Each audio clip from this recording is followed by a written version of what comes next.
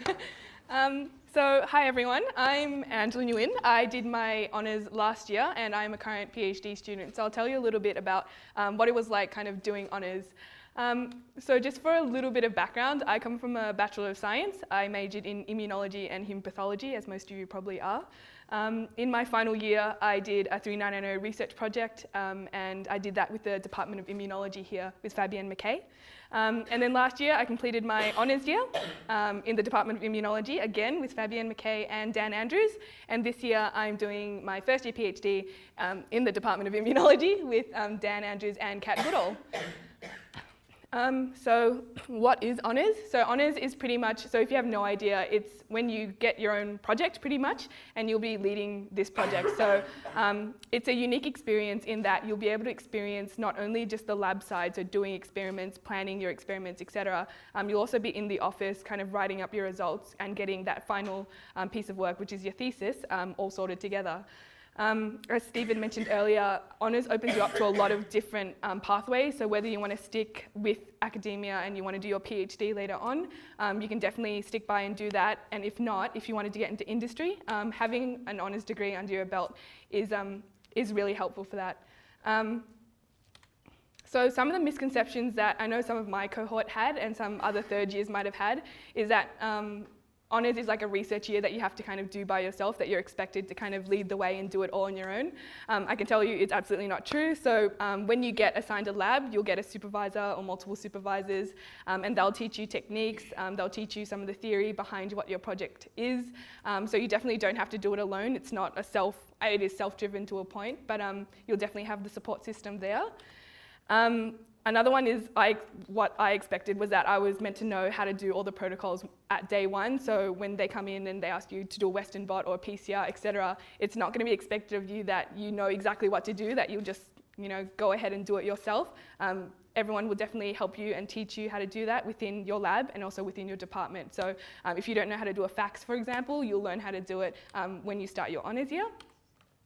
Another big one is that an honours year means you can't have a social life or a job or do your extracurricular activities. So obviously if you manage your time well, you can still manage a social life outside of honours. You can definitely catch up with mates over the weekend. In my honours year, I had a casual job, so I was working Saturdays and Sundays. So you can definitely manage that. You just have to pace yourself quite well. And you can definitely still get involved in all of your sports, volunteering, etc. While you're doing your honours, so you don't have to give that up just because you're doing a research year. One of the big things that I want to make a point of is that your current academic status, as it is now, doesn't reflect your performance in honours. So I'll be the first to say I wasn't the best undergraduate student, so I didn't have like a 90 plus WAM, I didn't have like a 4.0 GPA. I knew I liked science, but I didn't have kind of the best grades for it. After hopping into honours and doing a research year, I understood that undergrad wasn't necessarily a marker of how well I was going to do in honours. I actually ended up doing pretty okay, I realised that I liked planning experiments as opposed to learning from a textbook, and I liked being in the lab as opposed to learning something from a lecture. So you learn your strengths in honours, and definitely the way you are now doesn't necessarily reflect what you're going to do, how well you're going to do next year. So some of these dot points Stephen's already gone through, but I just want to point out that honours at AMREP is special in that you'll be able to undergo a lot of independent learning. However, you'll still be able to collaborate and network with a whole bunch of different labs and different institutes. You get the real experience of scientific research. So at the moment, you might be doing pracs and you might be sharing one experiment amongst 10 people. But when you get into honours, you'll actually get to do, an ELISA all by yourself, or you'll run a whole experiment on your own. So it's definitely a real experience of what actual research is like.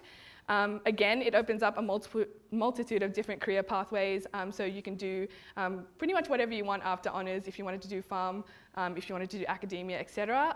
It gets your foot in the door. Again, you discover your own strengths, so you realise what you're good at, what you're not good at, what you can improve on.